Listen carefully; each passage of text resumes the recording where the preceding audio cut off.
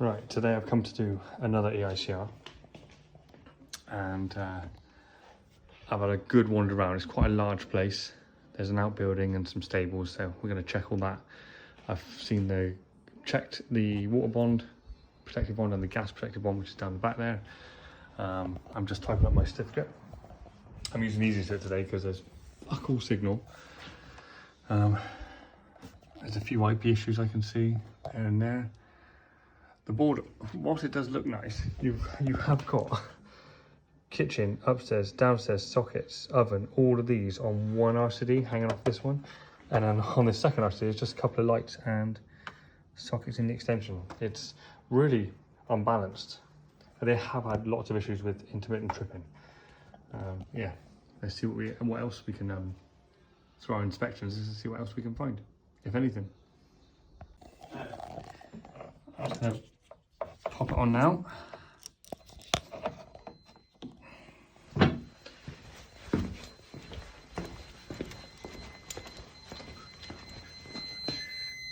Lovely.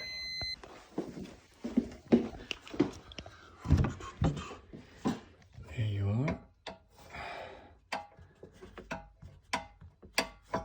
That's it.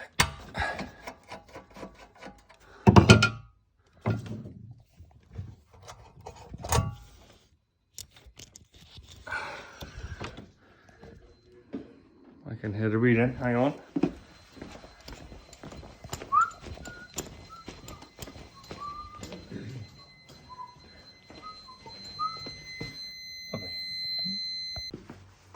Right, I'm doing another EICR. I'm using EICR because there's fuck all signal here. I found the water protective bonding, the gas protective bonding, tested that, verified that, done my ZE, just working my way through the circuits. There's quite a few IP issues I've noticed by the board, and there's this switch fuse here which does, they've got like an annex which we'll go and test and I'll show you in a minute. They've got some stables, quite a lot of land actually, so I'll try and show what I can. First look at the kitchen ring final, broken line conductor, which obviously resulted in a really high R1, R2, but the insulation resistance was pretty good. Yeah, I'll try and work my way through the circuit, show you what I can. But you can see they've loaded up one half of the board. One RCD does so much, upstairs, downstairs, kitchen, oven, hob, Arga. It's just so imbalanced. To me, that's absolutely ridiculous. On this side, it's just two lighting circuits, or I think it's the extension lighting circuits and the extension sockets, which is down the end there. But this is the whole house. Upstairs lights, downstairs lights, oven, water heater, Arga, hob, sockets, sockets, sockets. This was just on my inspections, so just going around having a look. I'm going to finish testing the house first and then do this. I'll be here all day today and all day tomorrow, I imagine. I can see there's some lighting issues, IP issues. There's plenty of IP issues I've found already. And a few damaged lights, a few damaged sockets. Apparently there's some lights on here somewhere, but I have not found that yet. Yeah. Well, I've done all my inspections. I've just shown you some of the areas. I think there's a box. There's a box over here, which I've yet to test as well. Horrible fucking sector shit. That is live. That's a code one now. I can touch that. But yeah, let's crack on. So far on the first three circuits, open line. The second one was alright. Third one is open R2 on the ring finals, so it's not a great start. They've got one minor work certificate for some alterations they had in the extension, but other than that, there's no other certification.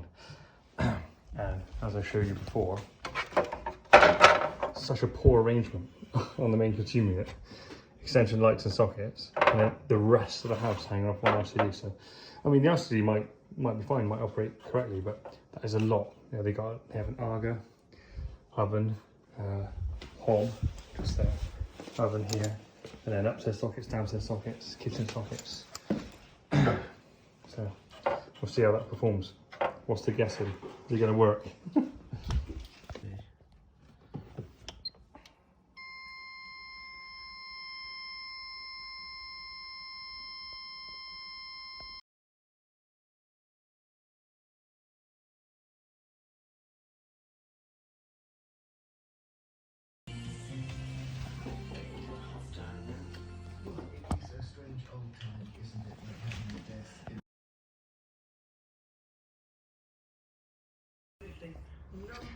Alright, I'm on the ground floor lighting circuit, line to neutral, connected together, down to CPC 250, and hopefully, sometimes it still reads through lamps, but I mean, I know that's good, but yeah, sometimes it can still read through like LED lamps, etc. But yeah, I'm happy with that.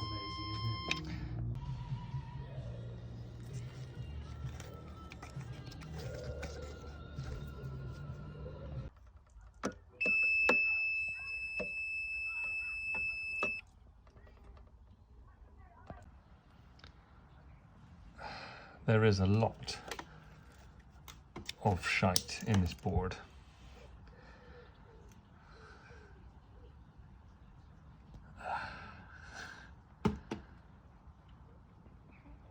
It's not a very nice board. Lots of IP issues. Top and front and bottom. You've got mixed breakers there. I don't believe they're made by the same people. Lack of RC protection. I know this does sockets. Bit of a shit show, really.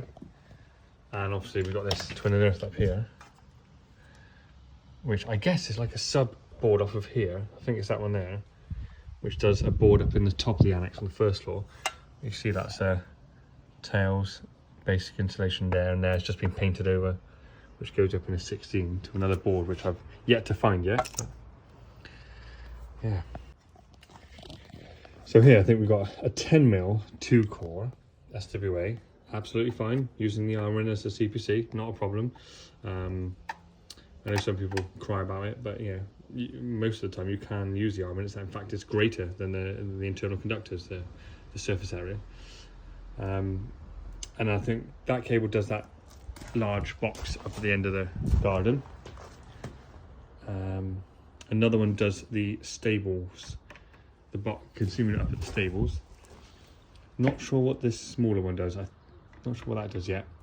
Fuse is back in. Okay. The circuit number one is the garage. Is the annex consuming unit, which just got access to. Client couldn't give us access yesterday, but can now. So have a look. See where it is.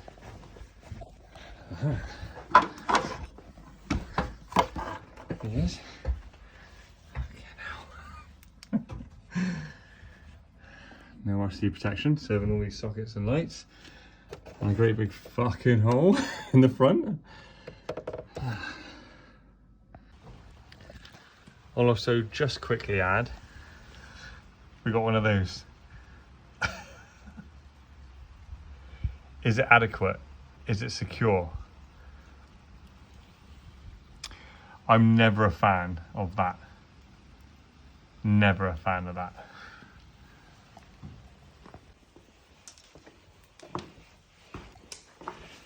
Yeah, John Ward does a really good video about exporting PMEs, which I'll put the link here. But for some reason, I've never seen this, but they've got a second gas meter supply to this annex. But I've already noticed that the 10mm to the meter is not from this consuming unit. It's from the 16mm armoured, 16mm twin and earth with the 6mm CPC, goes up to here and goes up to the consuming unit at the top in the annex in that Volex consuming unit, and then the 10mm goes from there. Now that is a no. If you think about it, it's 10mm armoured cable in here, exporting the PME, then it drops to a 6 to that board, and then goes back up to a 10 to the gas bond. Nah, it should have come from here. So you can see I've got 100 154 milliamps on this consumer unit. I worked through the breakers, hopefully we'll find out roughly where it is. That's the annex consumer unit office above, nothing there. This is the that fuse board or the consumer unit in that big adaptable box up halfway up the garden. Nothing there.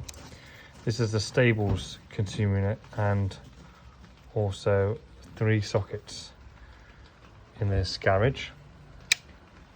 Aha. That's where the majority of it is. That stables consumer unit and these 3 sockets. I might unplug some stuff from these sockets and see if it's a particular appliance. Turn that back on. Nothing there, that's the electric gates. And that one. No. So it's on this one here. So if I unplug something from these sockets, which is this is one of them. Let's just do, one of them is the garage door. Let's do that one, see if that makes a difference.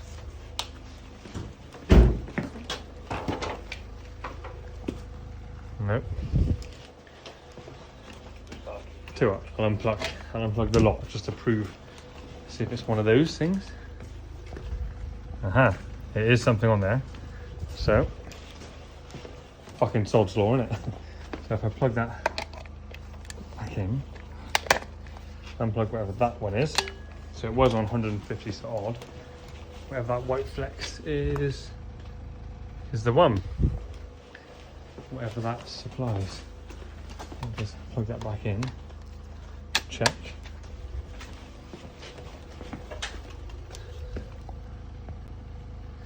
So whatever that white flex, I mean none of this has an RCD on it. It's on an old switch fuse, 1361 I think, 60 amp switch fuse in the house. And there's no RCD protection here, which is why it's not being detected. Which is why this thing is such a handy little thing. So it's that white flex I just pulled out, which was this one, not the garage door.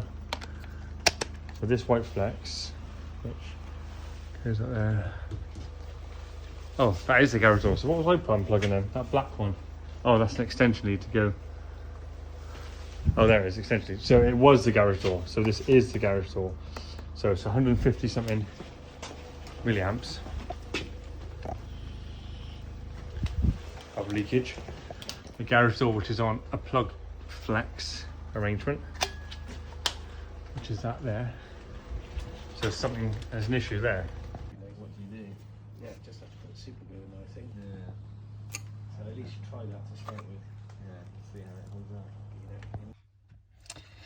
up. Okay, I'm going to RCD test this 30 milliamp MK RCD, which has got everything hanging off of it. I got a feeling that it'll be fine, but any guesses? See if it works.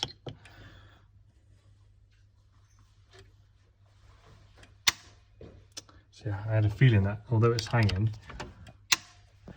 off, loads of circuits are hanging off of it, I had a feeling that it works because they have had intermittent tripping, so it hasn't like the loading of all hanging off of this one RCD hasn't had a detrimental effect on its operation.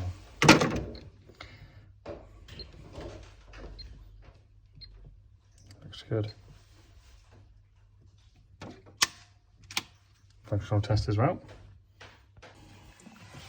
Now I've done the RCD test and it's all good. I'm just going to do a quick earth leakage test to see.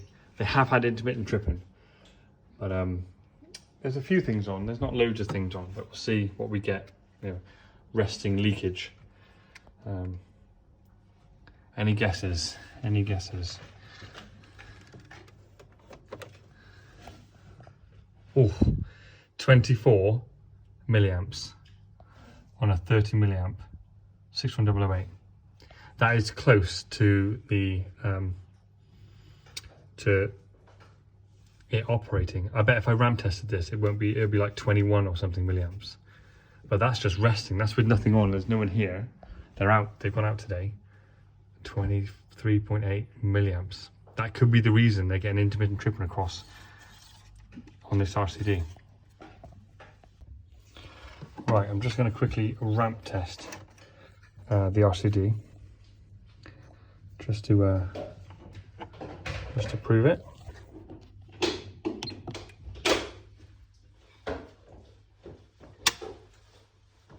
25. So when you think it was 24 milliamps doing nothing, you know, with minimal loads applied, our resting leakage result, and it ramp tests out at 25 milliamps, that is very, very close. The best option here would be to make this into an RCBO consuming it and split that leakage up across and put them on their own RCBOs.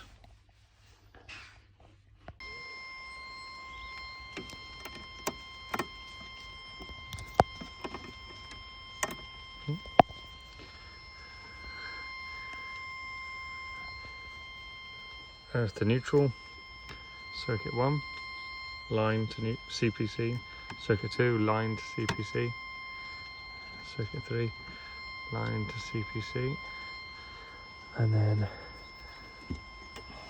neutral to line, circuit 1, neutral to line on circuit 2, oh, something maybe plugged in there, neutral to line, circuit 3.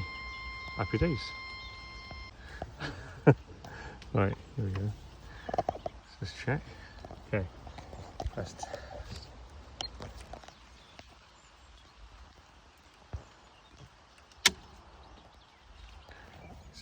Two.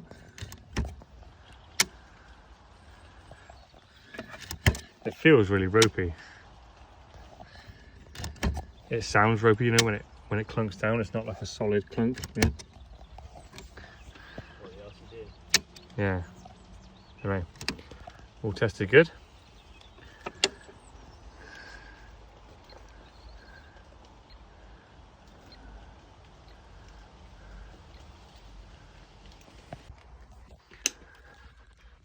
Right, so I'm just going to do the loop here, but I also really want to know what the PFC is. That's quite also very important. 178 amps. Cool, that's actually good. The reason I say that is because these push-in ones, some of the braking capacity, some of them were rated at 1 kA, I believe, if my memory serves me right. Some of them were 3 kA. I think the more modern ones went to 3 kA, but these old ones were 1 kA. So it's really dangerous if you had a greater than 1 kA PFC, because you potentially could have a fault and it wouldn't rupture and it wouldn't disconnect. So luckily on this one we're all right. But yeah, all good. Obviously still a bag of shit, no RC protection, yada yada yada, and fucking junction boxes here aren't suitably rated for the environment. But yeah, let's crack on and get the rest of this tested.